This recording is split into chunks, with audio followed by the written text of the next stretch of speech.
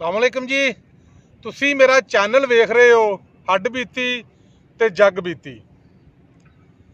ਮੈਂ ਅੱਜ ਤੁਹਾਨੂੰ ਆਪਣੇ ਨਾਲ ਬੀਤਿਆ ਇੱਕ ਵਾਕਿਆ ਸੁਣਾਵਾਂਗਾ। ਮੈਂ ਇੱਕ ਦੋਸਤ ਨੂੰ ਮਿਲਣ ਗਿਆ ਉਹਦੇ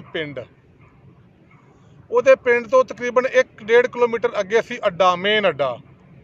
ਸਰਦੀਆਂ ਦੇ ਦਿਨ ਸਨ ਤੇ ਮੈਂ ਜਦੋਂ ਨਿਕਲਿਆ ਨਾ ਮੋਟਰਸਾਈਕਲ ਤੇ, ਮੈਨੂੰ ਇੱਕ ਛੋਟੇ ਜਿਹੇ ਬੱਚੇ ਨੇ ਨਾ ਹੱਥ ਦਿੱਤਾ। ਉਹਨੇ ਹੱਥ ਵਿੱਚ ਨਾ ਇੱਕ ਬਾਲਟੀ ਫੜੀ ਤੇ ਉਹ ਅੰਡੇ ਫਰੋਖਤ ਕਰਨ ਵਾਲਾ ਸੀ।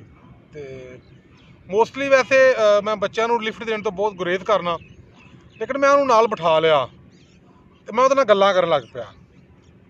ਬੱਚਾ ਬੜਾ ਪੁਰਤਮਾਦ ਸੀ। ਮੈਂ ਉਹਨੂੰ ਪੁੱਛਿਆ ਤੁਸੀਂ ਕੀ ਕਰਦੇ ਹੋ? ਉਹਨੇ ਮੈਨੂੰ ਸਾਰਾ ਦੱਸਿਆ ਕਿ ਮੈਂ ਅੰਡੇ ਫਰੋਖਤ ਕਰਨਾ। ਮੈਂ ਕਿਹਾ ਕਿੰਨੇ ਫਰੋਖਤ ਕਰ ਲੈਂਦੇ? ਉਹਨੇ ਕਿਹਾ ਜੀ ਮੈਂ ਇੰਨੇ ਫਰੋਖਤ ਕਰਨਾ, ਇੰਨੇ ਪੈਸੇ ਬਣ ਜਾਂਦੇ ਨੇ।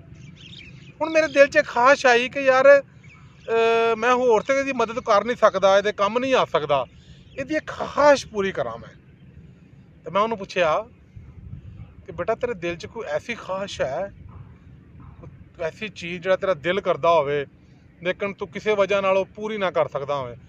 ਆਂਦਾ ਹਾਂ ਚਾਚੂ, ਮੇਰਾ ਨਾ ਮੱਛੀ ਖਾਣ ਨੂੰ ਦਿਲ ਕਰਦਾ। ਮੈਂ ਕਿਹਾ ਅੱਛਾ। ਤੇ ਮੈਂ ਕਿਹਾ ਕਿੱਥੋਂ ਖਾਏਗਾ? ਉਹਨੇ ਦੱਸਿਆ ਜੀ ਉਹ ਅੱਡੇ ਤੇ ਫਲਾਣੀ ਇੱਕ ਦੁਕਾਨ ਹੈ। ਮੈਂ ਉਹਨੂੰ ਕੁਛ ਨਗਦੀ ਦਿੱਤੀ ਉਤਰਨ ਲੱਗਿਆ। ਤਾਂ ਉਹਨੇ ਇੱਕ ਨਸੀਹਤ ਕੀਤੀ ਕਿ ਮੇਰਾ ਪੁੱਤਰ ਪਹਿਲੇ ਤੂੰ ਆਂਡੇ ਫਰੋਖਤ ਕਰਨੇ ਨੇ, ਜਦੋਂ ਆਂਡੇ ਸਾਰੇ ਵੇਚ ਲਵੇਂ ਉਹ ਪੈਸੇ ਜੇਬ 'ਚ ਪਾ ਲੈਣੇ ਨੇ, ਫਿਰ ਇਹ ਜਿਹੜੇ ਪੈਸੇ ਤੈਨੂੰ ਮੈਂ ਦਿੱਤੇ ਨਾ, ਇਹ ਤੂੰ ਸਾਰੇ ਜਾ ਕੇ ਦੁਕਾਨਦਾਰ ਨੂੰ ਦੇ ਦੇਣੇ ਨੇ। ਤਾਂ ਉਹਨੂੰ ਕਹਿਣਾ ਇਹਦੀ ਜਿੰਨੀ ਵੀ ਮੱਛੀ ਆਂਦੀ ਹੈ ਨਾ ਉਹ ਮੈਨੂੰ ਦੇ ਦੇ ਤੇ ਤੂੰ ਉਹ ਖਾ ਲੈਣੀ ਹੈ, ਠੀਕ ਹੈ?